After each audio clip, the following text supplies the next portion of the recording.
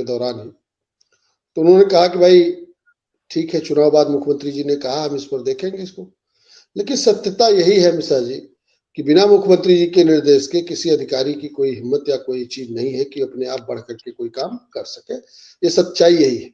जब तक मुख्यमंत्री जी की हरी झंडी, देखिए मुख्यमंत्री जी की हरी झंडी हुई, बेसिक शिक्षा मंत्री जी ने बैठक की। अब मुख्यमंत्री जी के बेसिक शिक्षा मंत्री जी की जब वार्ता हो जाएगी, कोई निर्णय आपसी में हो जाएगी कि हाँ क्या करना है इन लोगों के लिए, तब जब अधिकारियों को निर्देश होगा तभी अधिकारी कुछ कर सकता है। बाकी किसी के अंदर वो शैली नहीं, वो चीज क्षमता नहीं रह गई है।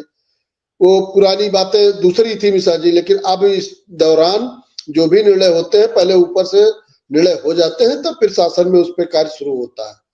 पहले होता था कि शासन से प्रस्ताव जाता था, विभाग से शासन को, शासन प्रस्ताव भेजता था मंत्री मुख्यमंत्री जी के यहाँ, तो उस पर निर्णय होकर के कोई चीज अब पहले से ही डिसाइड होता है। तो निश्चित तौर पे माननीय मुख्यमंत्री जी ने हम लोगों को आश्वस्त किया है।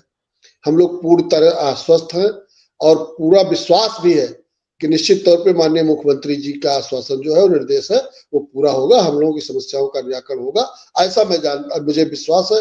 बाकी मुख्यमंत्री जी चुनाव बाद फिर बैठेंगे, देखा जाएगा जैसे क्या स्थिति होती है।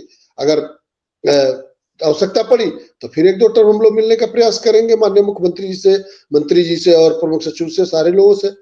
भाई रास्ते तो यही है मिश्रा जी, क्योंकि हमारे पास तो कोई कलम है नहीं कि कलम संगठन का कोई कलम है, संगठन के पदाधिकारियों ने कलम चलाई और हो गया। मिलना जुलना, अनुनय विनय करना, अपनी समस्याओं को कहना, यही चीज है जी। रमेश मिश्रा जी कह रहे हैं यही तरीके हैं, उसी तरीकों का प्रयोग हम लोग कर सकते हैं। ये है कि लेकिन जब हम बात करने जाते हैं तो हमारे पीछे जो संख्या बल है, हमारे साथ जो लोग मेरे साथ खड़े हैं, उनकी जो ताकत होती है, हम उस ताकत से बात करते हैं। जिससे भी बात करते हैं मिश्रा जी, हम ये नहीं करते कि रमेश मिश्रा बात करना है।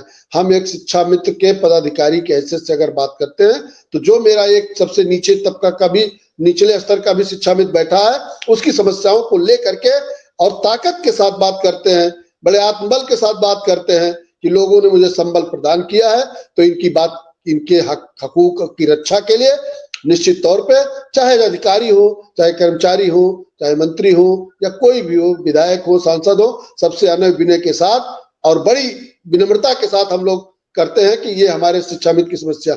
एक बड़ी चीज अभी आपने मिश्रा जी बताई है तो काफी दिन से चल रही है।